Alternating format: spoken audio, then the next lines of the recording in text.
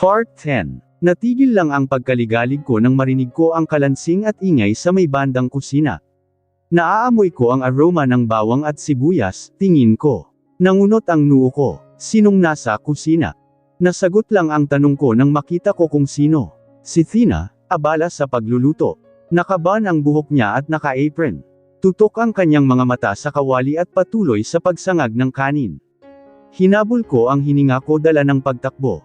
Iyong kirot ng puso ko, mabilis na napawi at napalitan iyon ng pagtataka sa nakikita ko, Tina is cooking. For real. Napabalik lang ako sa huwisyo nang napansin kong nakatingin na pala sakin si Tina. Ang mukha niya talaga sa umaga, ang siyang nagpapatunaw ng buong sistema ko. Gising ka na pala, aniya, tinihil saglit ang ginagawa. Umupo ka na ron, tinuro niya sakin ang lamesa. Tapusin ko lang itong sinangag. Wala sa sarili akong napaupo roon sa yari sa kahoy na upuan, tulala pa rin sa nangyari. Hanggang sa natawa na lang ako. Hanggang sa natawa na lang ako ng palihim. Langya, akala ko talaga, nawala na ang asawa ko. Nagluluto lang pala, napailing-iling na lang ako. Bumagsak ang tingin ko sa lamesa. Nakapagluto na siya ng 4 na itlog at 1 mangkok ng dilis.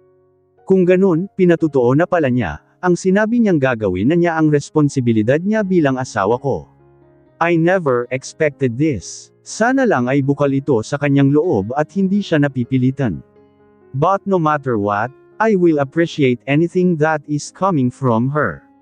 I am surprised. Napapangiti tuloy ako. Bigla akong napatayo ng hawak-hawak ni Tina ang kawali at medyo hirap siyang dalhin iyon sa lamesa. Wait, let me do that. Mabilis kong sabi. Umiling siya at tuluyan nang nakarating sa mesa. Yumukod siya ng bahagya at sinimulang ilagay ang kanin sa plato. Ako na. I smiled while staring at her dearly. Okay, ako nang maghahanda ng mga plato. Tumango naman siya at saka ko siya tinalikuran. Kumuha na ako ng 2 babasaging plato at nilapag iyon sa mesa. Sa harap niya ako umupo. I thought you leave me, sambit ko ng pabulong. Natigil siya sa kanyang ginagawa at naguguluhang tiningnan ako. Ha? Akala ko, iniwan mo na ako, nakangiti ko nang sabi. Wala ka sa kwarto mo nung sumilip ako. Kinabahan ako, pag-amin ko. Pasensya ka na kung di nakita Jin Aisang pagpaumanhin niya. I shook my head, still smiling.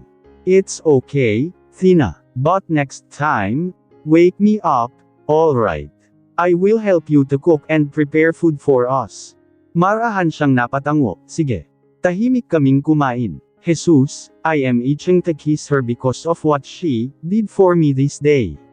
I want to give her a reward, but I need of so much self-control and not to rush things. Ang babaw kong iisipin pero maligaya ako. Ito lang naman ang bagay na matagal ko nang hinihingi, yung makasama siyang kumain. Kahit na ako nga ang maghanda para sa kanya, ayos lang sakin. Pero itong kasalo ko siya ngayon at pinaghandaan niya pa ako, shit. Sobra-sobra naman. Patago ko siyang pinagmamasdan samantalang siya ay patuloy pa rin sa pagkain. Bumagay talaga sa kanya ngayon, ang kanyang may kaing buhok hanggang sa balikat. Mas naidepina ang korte ng kanyang mukha. Hayon pa rin at kapansin-pansin ang magandang kurbo ng kanyang kilay, ang tanggos ng kanyang ilong. Kagaya pa rin ng dati ay matalas ang tingin ng kanyang mga mata, pero kapansin-pansin na, ang mga mata niya pag tumitingin sakin ay malalim na halos tumatagos sa balat ko. At ang labi niya, mas nagiging pink ito lalo na kapag kinakagat niya. Talagang nangangati na akong halikan siya, pero nagpipigil ako. Makakaya ko pa kaya. May problema ba? Nabigla ng bahagya ako nang magsalita siya. Tiningnan niya ako na nalilito. No, nothing. Did I disturb you? I asked in concern. Umiling siya, saka binalik ang atensyon sa pagkain. Hindi naman. Akala ko, may dumi na ako sa labi ko.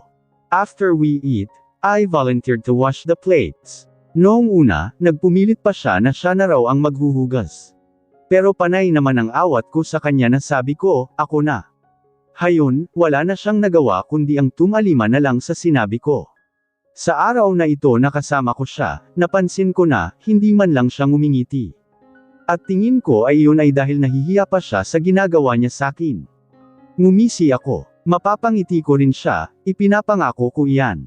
Nang makalabas na ako ng kusina, napakunuot, ang noo ko nang mapansin kong nakatayo si Tina at nakatitig sa kung sino man, ang nasa harapan niya. Sino kaya ito? Sumilip ako kung sino. At nang mapagtanto ko ang taong iyon, nanghina ako. Si Jeez, madilim ang anyo habang papalit-palit ang tingin sa amin ni Tina. Lumambot ang mukha niya nang makita ako. Nagmadali siya at patakbong niyakap ako. Nanlaki ang mga mata ko at naestatwa sa ginawa niya. Damn! Humiwalay na siya at tiningnan ako nang nakangiti. Pero hindi man lang umabot sa mga mata niya. Dan, nandito ka lang pala, I've been looking for you sa deep core. Parati ka raw wala roon. Buti pala, pumunta ako rito. Thanks to Will. Sa kada salita niya ay naaamoy ko ang alak na bumubuga sa kanyang bibig. I could smell alcohol even in her body. And she's wearing a black strapless dress na halos lumalala na sa balikat niya. Hindi kaya ay nagpakalango ito sa alak. I caught her gaze. Napansin kong napapapikit siya. And I could see the traces of pain in her eyes, too. Hey, Dan? Talk to me, please, paglalamang niya. I looked away. She waits for my damn answer yet I don't know what to say. Tiningnan ko siya. Jeez, bulong ko. Malambing niyang ipinulupot ang kanyang braso sa braso ko. Dan, darling, let's go somewhere. I don't like some air here, halata sa boses niya ang tabang. Alam kong si Tina ang tinutukoy niya dahil sumulyap siya saglit dito. At pansin ko ang pagpigil ng panginginig ng kanyang katawan. I am very sorry, Jeez, for what I've done. I am very sorry. Hinalas ko ang braso ko sa kamay niya. Bigla siyang nagtaka sa ginawa ko. Jeez, I stopped going there because I need to focus myself on work, pagdadahilan ko. Yeah, matabang niyang ani, tumango. What is she doing here? She coldly asked, pointing her finger to Tina. I looked at my wife. Wala siyang reaksyon sa mga nagaganap. Tikom lang ang kanyang bibig at tahimik kaming inoobserbahan. Nang mapansin niyang nakatitig na ako sa kanya ay umiwas siya ng tingin. I have to go, malamig na ani Tina. Akma na siyang aalis pero nagsalita ako, stay my wife, utos ko. Napalingon siya sakin, magkasalubong ang kilay. I said, stay, my wife. Pag-uulit kong utos, may diin. Natulala lang siya at napako sa kanyang kinatatayuan. Hinarap ko na ng walang bahid na reaksyon si Jeez na malaki, ang pagkagulat sa ginawa ko. Jeez, she's here because we are okay now, seryoso kong sinabi. Kita ko ang pait sa mga mata niya. Nagbabadya, ang mga luha na bumagsak sa gilid niyon. My heart crushed. Oh, damn. I'm sorry, Jeez. Pinilig niya ang kanyang ulo at umiling. Talaga, ngumisi na siya at binalik ang tingin sakin. So, ano bang dapat kong i-react ko rito? Congrats, Dan, kasi sa wakas. Nagpakumbaba na yung gaga mong asawa na walang ibang ginawa sa'yo kundi, ang pasakitan ka. Congrats, kasi, magpapakatanga ka na naman for the nth time. Sarkastiko niyang ani. Tiningnan ko siya ng malungkot. Jeez, tell me, Dan, what I should react in this shit. Ha, basag ang kanyang boses. Parang tinatadtad ang puso ko sa bawat bitaw na kanyang sinasabi. Damang-dama ko ang paghihirap niya. Sinubukan kong hawakan ang kamay niya pero mabilis niyang hinawi iyon. Tang na, mariin niyang mura na hindi inaalis ang tingin sakin. Kumuyam ang kanyang panga. Napayuko ako. I'm sorry. San ka nagsusorry, Dan? Sa nangyari ngayon? Sa hindi mo pagpunta sa deep core? Sa pagpaasa sakin? Sa pagkakakilala mo sakin? Sa awa? Tell me kung sang parte ka nagsusorry. My heart clenched when I saw the tears that is running all over her cheeks. Nakapirmi lang ang titig niya sakin na para bang sinasadya niya iyon, para makita ko kung gaano siya nagdurusa. I know, this is my damn fault because I put her in this. Umasa siya sa posibilidad na kapag naanal kami ni Tina, mabibigyan ko na ng tsansa ang mga bagay na nasimulan namin. Sinisisi ko talaga ang sarili ko, pinilit ko na itutok sa kanya ang pagmamahal ko. Pero kahit na anong gawin ko, hinahanap-hanap ko pa rin ang asawa ko. Maaari ngang mapaligaya ako ni Jeez. Pero ang pagmamahal ko, hindi niya iyon makukuha. Dahil kahit na anong gawin ko, hindi na talaga mabubura ng kahit sino sakin si Tina. Jeez, tiningnan ko siya ng malungkot. I'm sorry kung umasa ka. Maniwala ka, pinilit ko. Noong mga panahon na nagkasama tayo, paulit-ulit kong tinatanong sa sarili ko kung ikaw na ba ang talagang papalit kay Tina. Pero hindi, walang nangyari. Kaya, bago pa kita masaktan, ako nang kusang lumayo, dahil pinapahalagahan ko ang friendship natin, I cared so much for it, jeez. So, it means, you used me. Did you use me and experiment me just to forget your bitchy wife, ha? Jeez, she's not a bitch. Pagtatama ko. And yes, I, somehow, used you, bigo kong bulong. Nang inag ang labi niya at ang mga mata niya. Patuloy pa rin ang pagtulo ng luha niya. Damn you, Dan. Ang galing mo talaga. Then use me, mahinahon niyang sabi kahit na nanginginig na siya sa gal. Use me for you to forget all about her. Umiling ako at sinubukang hawakan ang balikat niya. No, you don't understand. Nagulat ako sa pagsigaw niya ng matigas. Ayos lang, Dan, Malulunok ko pa kahit papano yang mga sinabi mo, kahit na gusto kitang pagsasampalin gamit ng takong ng heels ko, para maramdaman mo ang sakit na nararamdaman ko. Pero ang hindi ko matanggap. Agad-agad, Dan, tinanggap mo, ang asawa mo na para bang hindi man lang dumaan sa paghihirap ang gagang yan. Dinuro-duri pa niya si Tina pero nakatitig lang sakin. Anong klaseng tao ka, Dan, ha? Why did you accept your wife just like that? Pinahid niya ang mga luha niya sa pisngi, sa kasamagap ng hangin. Magsasalita na sana ako ngunit pinangunahan niya ako. I saw and heard from you all the pain, rejection, insecurities because of her. I saw how tormented you were. Pero ngayon, ganun mo na lang siya kung patawarin. Abat ang kapal naman ng mukha niya, ha? Anong meron sa babaeng yan at ganyan mo siya mahalin, Dan? She's unworthy. Don't ever call her unworthy because she deserves every inch of me. Natigil siya sa bigla kong pagsigaw. I don't everyone call Tina unworthy because it's not true. Ha? Talaga? Ito lang ang masasabi ko sa iyo, Dan, be possessive to those who wants your love, Dan. Not to those who always hurt you. Mangiyak-ngiyak niyang sabi. Pulang-pula na ang kanyang mata at pati ang tungki ng kanyang ilong. Tumagos sakin ang sinabi niya. No, patutunayan ko na worth it si Tina sakin. Kahit na wala siyang gawin, she deserves my love. Hindi na siya nagsalita pa at tumalikod na sakin. Binigyan niya ng nangangalit na titig si Tina bago siya hinang-hina na umalis sa harapan ko, may sasabihin sana ako kaso napunta ang lahat ng tingin namin sa biglaang pagsulpot ni Will. Shit! Mura niya, sa kanilapitan si Jeez. Sinubukan niyang hawakan ang braso nito, kaso nagpumiglas ito. Nilagpasan lang siya nito at iniwan na kami. Nakayuko ang titig ni Will at malalim ang iniisip.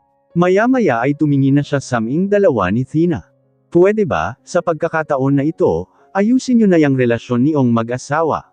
Dahil hindi niyo alam, sa pagsasakitan ninyong dalawa, may taong mas nasasaktan ng hindi niyo alam. Damat, he then walked out in front of us. I sighed. Masaya ako ngayong araw. Pero hindi ko rin akalain na masasaktan ako. Siguro nga, kaakibat na ng saya ang sakit. Hindi liyon pwedeng mawala. Because it has to be balanced. When you are happy, there is pain to come. She's right, Dan. Bigla akong napatingin kay Tina na nakatalikod sakin. Bakit mo ako tinanggap ng basta ganun na lang? I hurt you so much. And I think I don't deserve your acceptance. Lumapit ako sa kanya at hinagkan siya sa likod. Sineksik ko ang mukha ko sa balikat niya. Nanigas siya sa ginawa ko. Because you gave me your chance this time, Tina. Sabi nga ni Will, nagkasakitan na tayo, di ba? Kung hindi kita tinanggap at pinahirapan, tingin mo ba, maaatim ko iyon? Umiling ako. No, hindi ko kayang nakikita kung nasasaktan ka. Everyone deserves a second chance, Tina, and our marriage is worth the fight. Just stay here at my side and I will give you all the love that I had. I am not a masochist, but I love you. Sa bulong kong iyon ay naramdaman ko ang paninindig ng balahibo niya. And for the very first time, I saw her smiling genuinely. Kahit na sabihin kong maayos na iyong nangyari kanina, hindi pa rin maiwasan na tumakbo ang boses ni Jess sa utak ko, Iyong lahat ng sinabi niya, nakatatak pa rin sakin. I admit that I have this fear in my whole damn system because I took the risk for Tina, but I want to pursue her still. I want to stand and fight for us, to hold in our marriage and to be together for a lifetime. Pareho kaming walang pasok ni Tina kahit Sabado. Nagkataon kasi iyon ang araw na may rest day kaming pareho. Habang nagpapahinga kaming dalawa ay nag-isip ako ng mga bagay na pwede namin gawing pareho. Tina. Inangat niya ang tingin niya nang tawagin ko ang kanyang pansin. Tinihil niya ang pagbabasa ng magazine at umayos siya ng upo. Tumuwid ako ng tayo at bahagyang napahaplos sa batok ko. Do you want to stroll around with me? Nagdadalawang isip kong alok. No. Ayos na ako rito, aniya. Naitugon ko. Now, what? Ayoko naman maging unang boring ang unang araw na magkasundo kami. I have to do any move. Kahit na ano. Gusto ko yung may pagkakaabalahan kaming dalawa. Muli akong napahaplos sa batok ko, medyo nakayuko. What do you want to eat later, my wife? Bahagya nang nakakunot ang noo niya. Dan, medyo natatawa siya. Busog ako. Saka, ako nang bahala mamaya. Tumango-tango ako. Napahawak na ako sa braso ko. Do you want to watch any movie or? Bigla akong natahimik dahil imbes na sagutin niya ako ay tahimik niya lang na nilapag sa tabi niya ang magazine na tungkol yata iyon sa pagluluto. Tumayo na siya at dumiretso sa entertainment set. Nanliit ang mga mata ko habang pinagmamasdan ang pagbukas niya ng glass door ng cabinet.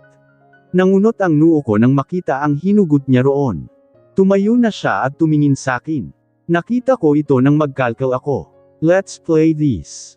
Hindi ko akalain na nahanap niya yung car racing game ko sa entertainment set. Papano niya iyon nalaman? I always played that before lalo na't frustrated ako noon sa amin ni Tina. Itinago ko iyon dahil ayokong isipin niya na nagpapaisip bata ako. Napakurap na lang ako mula sa pagtataka nang makita kong tapos na pala niyang sinet up ang joystick sa DVD player. Naglakad na siya patungo sakin at tinabihan ako. Pinili naming umupo sa pula naming carpet. May kaunting distansya sa pagitan naming dalawa. Nang mag-start na yung game ay tahimik kaming naglaro. Paminsan-minsan ay panakaw-nakaw ko siyang sinusulyapan. She's really serious in playing it. Pinagmasdan ko kung paano kumaibot-kibot ang labi niya at ang kanyang mga mata habang titig na titig sa TV. I just appreciate the silence that is enveloping in us. Sana, palagi na lang na ganito. Sana.